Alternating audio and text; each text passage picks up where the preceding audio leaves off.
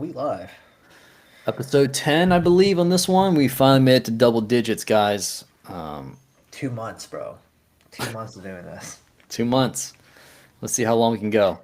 Um, so today we have a kind of an open situation where I kind of want to talk about due diligence that we're doing, hence our show with the commercial property that we're buying, the Belvedere. And for people that don't know what the Belvedere is, let me just show you how amazing this property is because it is over 100 plus years old and it looks immaculate, right? So just to give you guys an idea of what it looks like, it's this beautiful property right here that has been built in 1903. It used to be a hotel, and it's got marble floors, coffered ceilings. Like it is grandiose, and it's over 100 plus years. Not only that, it's been featured in multiple magazines. They have its own freaking event space where weddings happens. Like you can see here, people are literally tying the knot and like doing their photo Oh, shoots. that's pretty cool. Yeah. Like people are having a great time. This has been around for over 100 plus year, guys. Multiple presidents have visited here, famous celebrities. They're actually on the wall as soon as you walk into the Belvedere. Yo, Dude, scroll up, bro. yeah, I honestly thought when I was looking at this property when we first went there, I was like, this is probably nothing special. But then when you walk in, it's completely different. This is on the 13th floor, by the way, guys. I want to see if I can show. It's another like little beautiful room that we walked into. This is the 13th floor. It's absolutely amazing. So it's like its own little city inside of a building, right? Uh, where Yeah, is there's the? like there's on the lobby. You've got obviously the wedding venue, Yep. but you have the bar and restaurant. Yeah, it's called the Owl, I believe. Yeah, it's like Owl it's Bar. really cool. So, yep, right here. This Owl Bar has been around since the Prohibition period. And we learned some cool history in regards to this. Like this is in the Belvedere, guys. We walk to this. It's like a nice like speakeasy, like gritty, like kind of like how would you describe this?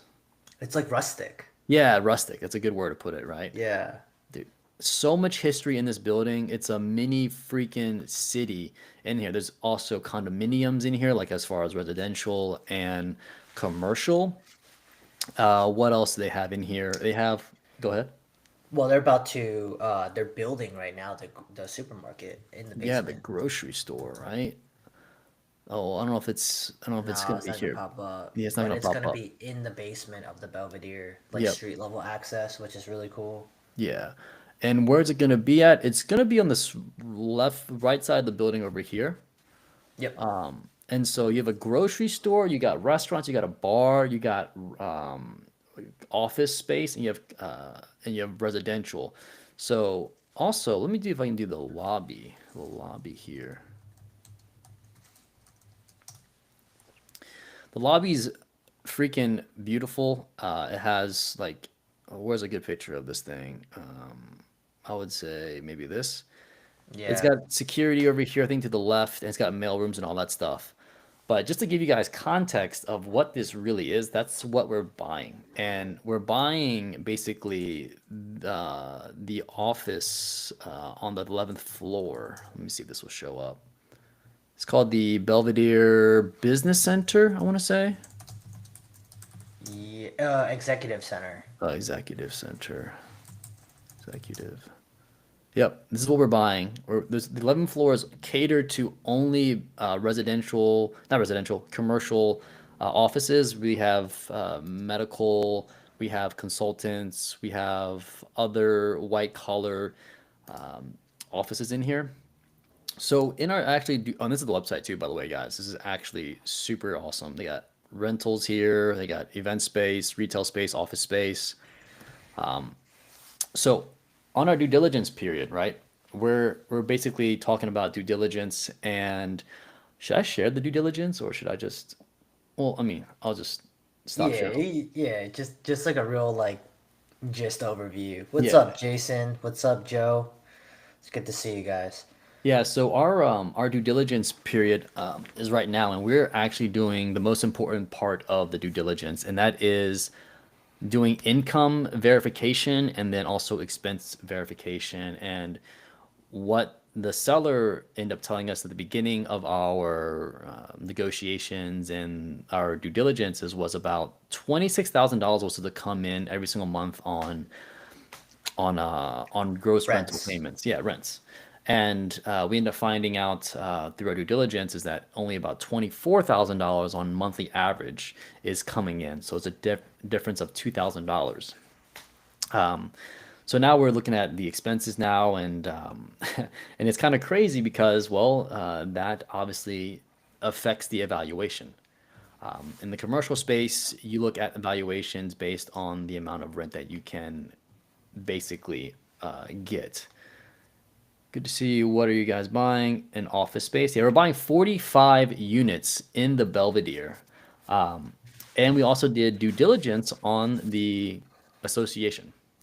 So I don't know if you remember, Tim, about like how much like voting rights we'll have. Like it's insane. Yes, I mean, this is a very unique HOA. So, there's a company that runs this building as an entirety, right? Yep. So all the residential, all the businesses that are in there, the commercial units like us, it's running this huge thing, and obviously we have to pay a fee for each unit, and that Yeah. pays for like every repair outside of the unit. So the only thing that we're in charge of is the actual space that we own. The hallways, the paint, the roof, everything is managed by that. Like that comes out of that budget, but that HOA has very unique rules to commercial owners. Yeah. So if you owned a residential condo, so if you owned a unit where you lived in or rented it, whatever it may be, you get one vote per unit.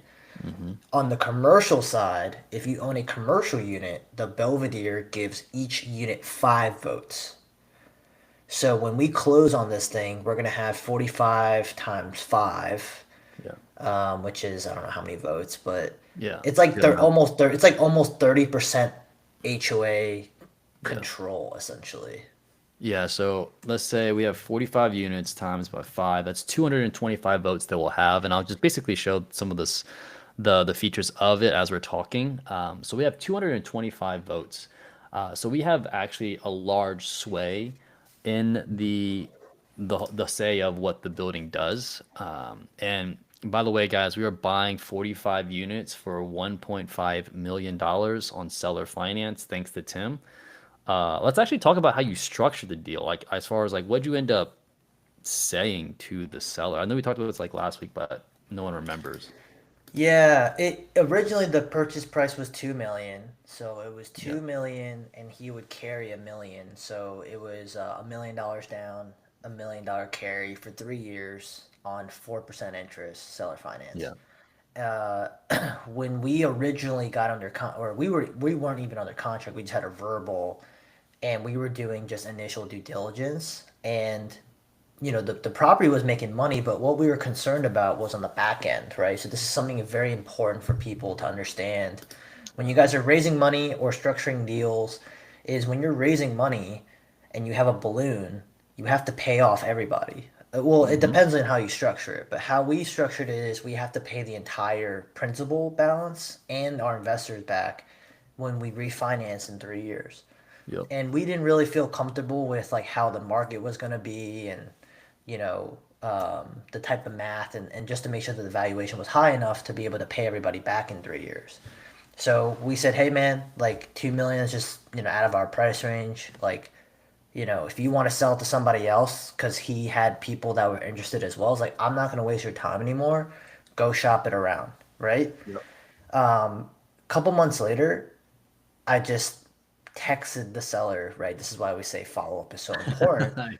Is I was like, hey man, like, you know, I told him the truth. I didn't lie. I said, I'm sorry that it took so long to get back to you, but Phil's been calling lenders, right? He's been calling commercial lenders to see what would be in the appetite for a potential refinance based off, current rough numbers. And we basically came up to a number of, hey, we can buy this at 1.4. Yeah. And instead of him saying F you or like hell no, he said, you know, at the end of the day, shoot me an email, shoot me the offer, and then we can Mhm. talk. And I was like, holy cow. I was like, okay. Yeah. Um, I thought it's so like we went too cheap. We went too cheap. yeah, That's we not went gonna too work. cheap, right? So and any negotiations as well, guys. So I talk about this a lot in sales. Is if you give a number and if they say yes way too fast, that's a red flag. Like Yeah. he agreed to our first offer so fast that I was like, all right, bro, like we need to like pump the brakes a little bit. But we went back and forth for a long time. And we ultimately decided on something fair in the middle. So I was like, no, we want to do 1.4 with 500,000 down. And he was like, I can do it if you give me 600 because he was looking for a certain amount of money. Yeah. And the thing is like, you need, when you do these type of deals, like I hate when people ask me, hey, Tim, can you help me review this deal to see if it's a good seller finance or sub two deal? And I'm like, well, what is the seller looking for? And they're like, I don't know. Okay. So how can you structure a deal, right? Like, do they want money down? How long are they willing to hold the paper? You know, there's a lot of questions Yeah. to ask. So I asked him like, how much money do you need to get done? Like, same script I always do. What's like your ideal situation, bro? And he's like, I need 600K down so I can buy two houses or three houses in Texas. Like Hmm. makes sense. And he also didn't want to pay like all the taxes up front. So I was like, okay. So if we did 600,000, I gave that number to Phil. Phil crunches his numbers and figures out, hey, at 600,000 down, this is the purchase price we need. Yeah. Okay, cool. So then I call him back and say, if I give you 600, we have to buy it at 1.5 million. Yeah. And if you can extend your balloon from 3 years to 5 years. Yep. And he thought about it for like 2 days and he was like, you know what? I can get this deal done. Yeah. Yeah. It's really important to have like that dialogue. And then where we're at right now with due diligence is just making sure that we dot our I's and cross our T's because during due diligence, we end up finding a lot of discrepancies as far as when it comes to income. So on a monthly basis, everything's coming in like very sporadically and different dates. So he'll collect all of 1 month's throughout the whole month, and you'll have multiple people that are obviously are late. So that's another value add situation where we can try to consolidate all of our tenants into like a system because we got to force them into a system to pay from a system instead of collecting checks from time to time. And depending on the whoever's collecting the rents will obviously cash it at a bank, and then that's just going to be too much time and a couple of days in between. If we have investors we got to pay, if we have obviously him as a lender paying, so that is one thing that we can increase. We can also found increasing in they have virtual mailboxes. So, for example, when you open an LLC in Baltimore or whatever, any state, you need to have some sort of address to be able to send mail to. And they've partnered up with this company called Opus Virtual, I believe, and they charge businesses about $100 a month to be able to add an address, a physical address, as a Belvedere on their website. So that's literally scalable money. So that's one of the models that we end up kind of wanting to grow and more profits there. And by the way, this is like also 93% occupied. So like day one, it's supposed to be turnkey and cash flowing. There's only about three vacant units. One unit is for the property manager, and the other two is just empty, which is completely fine. Our idea, I don't know, in the chat, guys, can you guys, would you guys think it's a good idea to create a podcast studio in one of these spaces? I don't know if Yeah. you guys know what a podcast studio or content studio is, but like put like one if you think it's a good idea, if you think two and two for a bad idea. I kind of want to see who's actually paying attention or even knows what that is. I know Well, there's random. basically, guys, it's a podcast studio. There's some intricacies to that, but like Yeah, these things like print money, especially people don't really run those businesses like well. And like, but we've seen historically in Baltimore, yeah, literally someone rented out a whole day for like $1,000, just one day. Just someone came in, filmed to 8 hours, And that's literally like a whole month's worth of rent in one of the units, That's actually, yeah, yeah. It's one of give or the take. Yeah, depending on recommended. what size the unit. Yeah, Exactly, exactly. And if you have like 3 days open, that could be $3,000. I could pay for like 3 units, and that's it's like basically crazy. our payment. So, by the way, guys, our monthly payment to the seller is 4,200 and or right around $4,300. $4,300. That's basically like what is that? That's 8 units of payments. That's his payment right there. Just Yep. having 8 units pay for his mortgage. And so if we can multiply that, and then there's also leases that are month to month that are primed to be raised up to the market rent. So there might be a few $1,000s that we can squeeze out of there. So things are, I mean, this unit is pretty dope, honestly. But anything else you want to add Yeah, to the I Belvedere? when you're looking like if you're looking to acquire like something on your own like this, it's I would say you this is like a perfect example of value add, right? So Yeah. and value add isn't always raising the rents. Yep. So, I'll answer this question first. So literally, so Joe Desai says literally would just need to convert one suite and if you want to be fancy or any other normal office Yeah. value add going crazy, right? And that's exactly what it is. With commercial, we can do whatever we want, right? It's like, Yeah. what's the most scalable thing? Like if we grew the online mailing company, I think they're getting paid about 1,300 a month right now, It's actually like less. It's actually a little less. 780 now. 780 with the Yeah. fees and all that. So imagine if we're making just a couple of grand off that. Yeah. I mean, like it's very easy, and everybody needs a virtual address, right? But if you're doing value add, it's not just increasing the price of the rent. It's you can reduce expenses. You can, Hmm. reduce the electricity or spread the electricity across all the tenants, like stuff like that. Now we don't really have to worry about this with this building or Utilities. the Belvedere. Exactly. We don't pay for any of that. Well, That's all we included in do. HOA. Yeah, it's on the Well, HOA. it's Yeah. all HOA fee, right? Yeah. Yeah. Yeah. So for us, it's how we look at it. Like it's mailbox money if the tenants are managed. Yeah. And basically, out of the 48 units, so it's 45 deeds that we're purchasing, but some of the units were split into multiple units.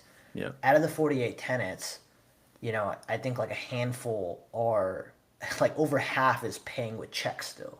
Like they're very old school. Yeah. It's Yeah. insane.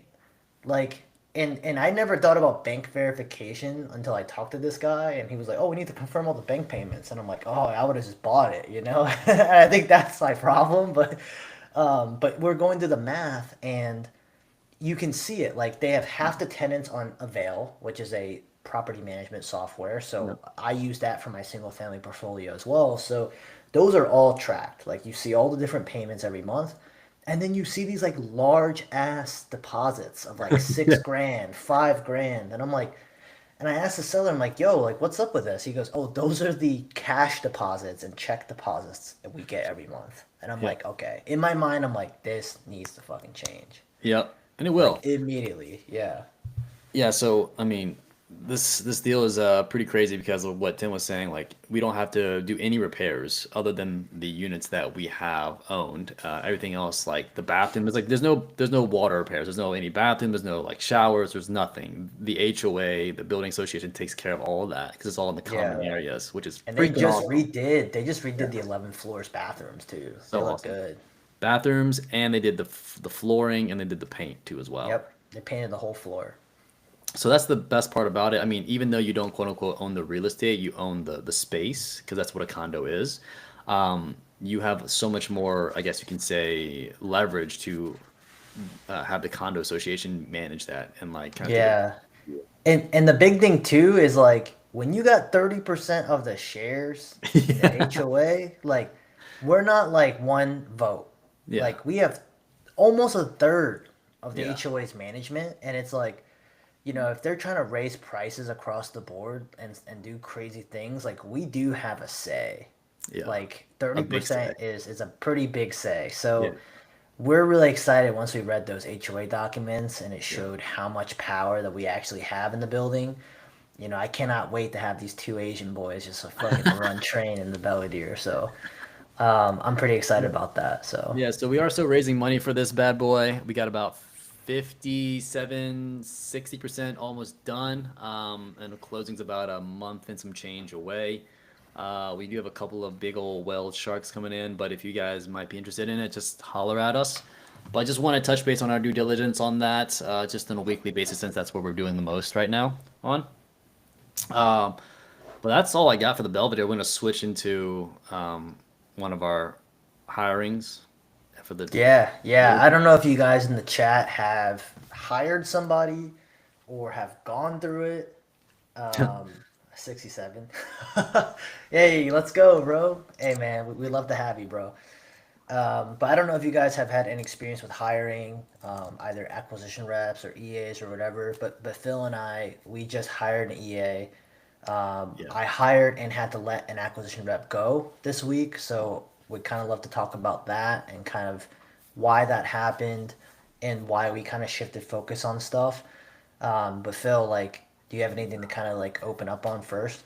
Yeah, dude. So the hiring of the EA, how do you know when to hire? Well, you know when to hire when you are being like the bottleneck of the business. And I basically we had this moment, or I had this moment, and I just realized and just noticed that we were just getting bombarded with messages on a day in and day out with our community. And so I was like texting Tim. I was like, "Yo, I think it's time to hire an EA." He's like, "Yep, I'm thinking the same thing." So like that was a cool little synergy when you have like a good partner that is also on the same wavelength, and like we're like, yep, we're just thinking the same thing. We just need to hire somebody, and so that's when you start hiring.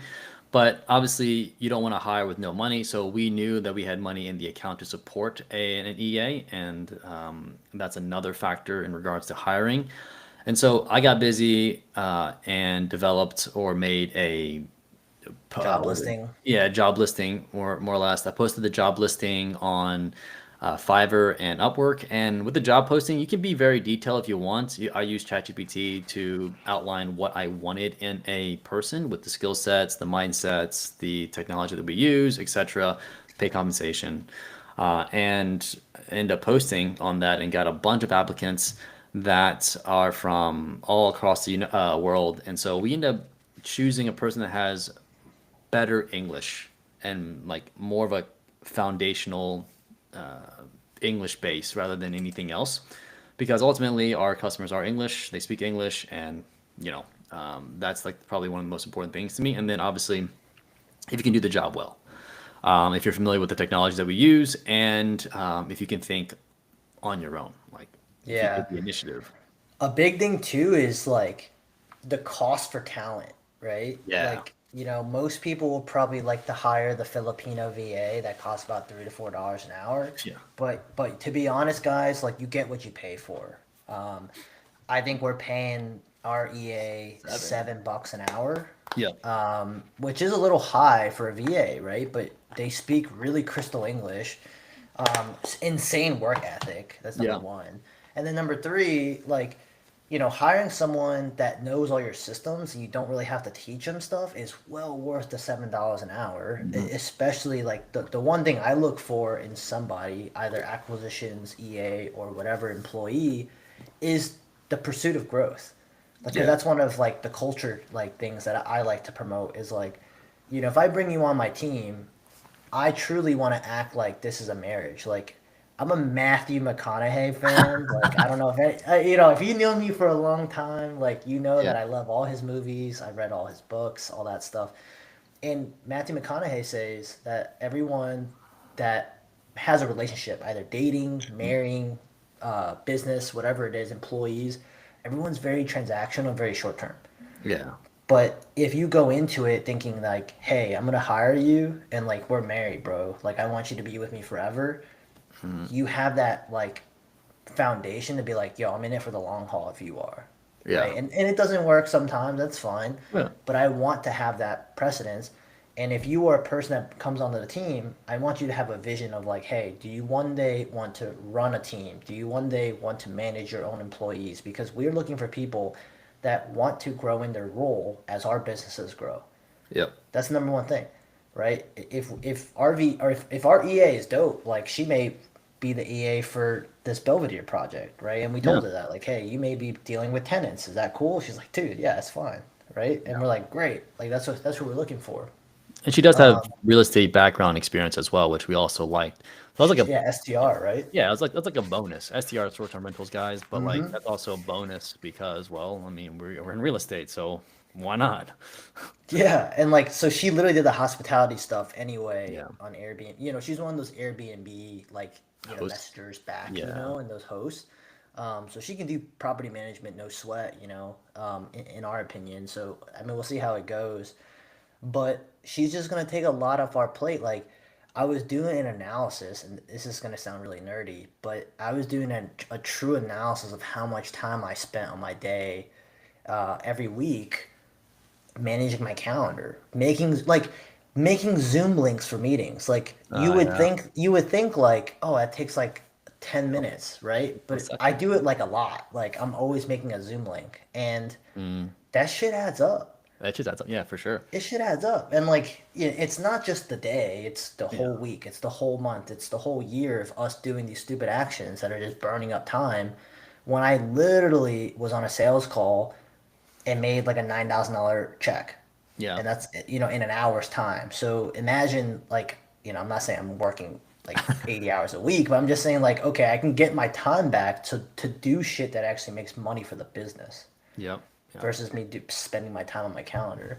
And I will add to this, like when you do hire a person, it makes you think on a different level because when you're teaching somebody, you have to literally spell it out for them. And then when you do an SOP, you literally have to sit down and like map out what you're doing with that particular task. And through that exercise, you become a lot better. And you're like, oh, I know gaps in my own process. Let me fill in those gaps so the person that I'm hiring doesn't go through the same potholes that I've already been through.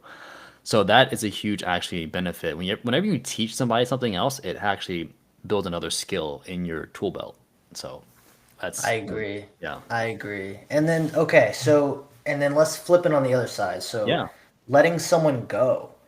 Yeah. Why do people let people? Okay, so I've had tons of different experiences like hiring and letting go acquisition reps. Number one, I had an acquisition rep that I had on my team for a long time, probably like 4 months, and he or she was not doing well. And I kept that person on my team for a long time because I was hoping something would change. And guys, if you have a feeling that that person is not a good fit, you gotta cut the fat right there on the spot. It's not gonna, if you already have any sort of doubt, and this goes for partnerships too. If Yeah. you are at by yourself and you're thinking, man, he or she like the is just not meeting like blah blah blah blah blah. If you already have those little seeds of doubt, you gotta address it or it's just gonna get worse. It does not get better over time. And we had to let someone go recently, and and I love the guy to death, right? Like I loved him so much. He's such a good guy. And unfortunately, he just wasn't a culture fit, right? I have a very big rule that I do not want to hire someone from my wholesale business that wants to be a real estate investor. Okay, like it's against my culture because I'm not gonna freaking have someone on my team learn everything. I'm paying for everything, and then they literally start their own wholesale company. Like I'm not. It's not really about that in terms of like, oh, I'm creating my own competition. It's just those people are not long term. So I just ranted about Matthew McConaughey and Yeah. having a long term relationship. Is those people are going to leave you so fast, Yeah. and that hurt leap turnover kills your business. Yeah. Imagine you have a really good sales guy or girl crushing it for you, doing 5 deals a month, and then they're like, "Yo, I'm out. Like I'm gonna do my own thing, or I'm just gonna quit." And then like, okay, so that's like 50 grand a month in revenue that you Right. lose. It's not a small amount of money. So you got to keep people that actually want to be there and have that right fit. And when I let him go, he actually told me, hey bro, I didn't tell you this because I knew you wouldn't hire me. So he kind of lied to me. That's another red flag for me, Yeah. is that he actually is in another real estate community and paid money to another coach and he has a whole nother side business on the side. Yeah. I'm like, that's not a good fit for us. Like that's Yeah. not who we want to hire. So when you see those issues with culture or you just don't have a good feeling about it, you gotta address it and let it go, and go hire somebody else because there's hundreds of other people that would be a better candidate in your business. Yep, 100%. Completely agree, man. It's crazy. Yeah, yeah, yeah. It's crazy. And sales is crazy too, right? Like, Sales and you tough. gotta you gotta understand too though, like I will say this though, like, because I know a lot of listeners are in the wholesale arena. When you guys hire a VA, when you guys hire an American-based person, you have to have systems. You have to have an onboarding plan. You have to have reoccurring training because no, like nobody just go like even if you're in a W two, like when you get hired on a brand new W two, your entry level, don't they have like an onboarding process or a week? I do. Where you go through, you meet all the departments, you get your stupid PowerPoint trainings, all that stuff, like so you understand the company. Like that's exactly what you have to do in wholesale. And I rant about this every day that people who are wholesaling don't treat it like what a normal company would do. And you have to do that. And then also sales, you know how freaking hard sales is? Like Dude, you like you know what I'm saying? yeah, Like it's we're brutal. both in sales roles technically right Brutal. now, Yeah, it's brutal. and you need training. Like you need someone to tell you, listen to your calls, tell you like, hey, this is what you need to improve on, this is what you need to not improve on, whatever it is. But you can't have the precedence of you bring on a cold caller and then you're like, yo, this guy sucks, and then you just gave him data and a dialer and you said just go call. That's not what it takes, right? And if you cannot do that, like do not be in this business Yeah. or keep grinding on your own, right? Like, you know, I don't know It's how else tough. I can explain it. Yeah, it's super tough. I mean, running a business is tough. That's why a lot of people will give up, and it's not. It's not the. It's not a fun hobby. You have to really like suffering sometimes. Dude, I was listening to Cody Sanchez's pod. I don't listen to her podcast very often, but you know I think she's running ads or something. But Yeah. I saw it pop up because she was talking to Mel Robbins about business, and they were like, "Hey, not everyone can be a business owner, Yeah. and you know if you're okay with doing this, the things that you hate doing for another boss for 10 years without pay, maybe you should look into it, right? Because I mean, dude, like I think right now it's entrepreneurship culture shit, like culture right now. Like everybody wants to start their own business, everybody wants to do all this Do it. stuff, but you know, it fucking sucks, and that's why a lot of people drop in after the first year or two, right? Because Yeah. there's a lot of stuff that you have to kind of juggle, and it's the stuff that you don't want to do at your full time job that you have Hmm. to do for yourself. Yep. So that's the crazy part. I mean, I think we should have like a little, I guess you can say, a topic about entrepreneurship and the shit that you go through, the struggles, the suffering, the getting kicked in the dick all the time. Sometimes, it can be brutal. It's It can be fun. brutal. It's fun. It's Well, definitely need to I would mind. say that, you know, there's different problems at every level. Yeah. Um, when you're first starting out, you have different problems. Like, oh, I don't have any money to start, so I gotta like grind to make my Yep. first like, you know, injector fuel of money, right? Or I just don't know what the fuck I'm doing. That's a number one. And then you get like a different problem. Like, okay, I got my systems. I have a little bit of money coming in every single month. That's like Yeah. someone that's doing one deal a month, and you're like, okay, cool. Like, but I'm working like an extra 40 hours a week, getting this fucking one check a month. So then what do you have to do? That's another problem. Now you have to Yeah. hire someone for the first time. That's And then you're scary. gonna have, yeah, it's scary as fuck. And then you also have to train that person, and you Yeah. gotta like, you know, coach that person, inspire that person, and then there's so many problems, you know, like we have different problems every month where, you know, when we were making money for the first time, like hand over fist, we were like, oh shit, like our company's actually like making money. Yeah. Then we have issues of like payments, tracking that stuff, Yeah.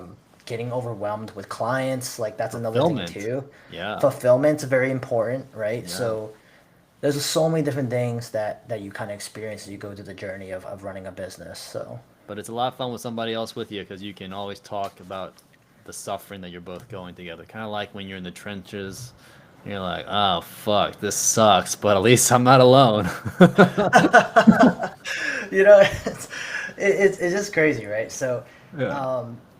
has anybody else experienced that? Like, has anybody been hiring people? Has anybody been not hiring? Like, what's going on with everybody out there? Like, I'm curious to hear. Yeah. And if you guys aren't live, like post comments on the channel as well, and we'll respond to it. So Yeah, we read them, guys. We read these comments. I've had some crazy comments recently on my content on like the group home that I had. So much negativity. I was like, damn, I'm just gonna give you guys a story and you guys are just shitting on me. I'm like, all right, cool, whatever. I yeah, actually love those comments because I just like to say thank you so much for the comments. You're boosting my algorithm up, so keep it coming, guys. I love haters. They're just so funny to me. Like give Phil all the hate. it's like what? It's like all right, Yeah. cool. It's like it's just so funny to me. People just are hilarious. Yeah, I know. It's nuts, man. And there's just these trolls that are just sitting on their couch, I just typing know. away. And I'll tell you guys, like, not to kind of ramble, but posting on social media, oh my God. Like, Yeah. it's so hard because you're always experimenting, Yeah. and like I'm going through an experimental phase of like trying new things on social media, and it's not really panning out. So I'm like, okay, like, you spend all this money, you spend all this time, it doesn't work out. But that's entrepreneurship, Yeah. right there. You know, rage bait. Like, what is this? Some rage bait? What's up, Stella? It's so true though. Like I'm just, Yeah. and then you look at a TikToker that posts a video of her in her car. I Dude, saw that video you sent. Oh my gosh. dude, I was She had dying. like 5 billion views of She had just her like 1.1 billion views just showing her face and just singing to a dumbass song. I was just like, damn, that's crazy. That's it'd be insane. like that. It'd be like that. So Yeah. guys, don't give up on your dreams. Keep posting those reels, okay? That's it. Keep posting those reels. It's gonna pay off one day. That's what my agency told me the other day. So Oh yeah, it's gonna it's pay okay. off one day. Yeah, Yeah, it's gonna pay 500 today. a month, baby. Yeah. Ooh. But yeah, no, I appreciate you guys, and we'll come out with some. Oh, and guys, let us know what you guys want to like talk about, right? Like, Yeah. I love chatting with Phil. I talk to him every day, but we want to give you guys value as well. So let us know what you guys want to hear. Do the podcast in AMS. Hold on, can you guys hear this? Yeah. Yeah. Okay, guys. All right, guys. We'll see you guys on Tuesdays Later. at 6 p.m. Peace.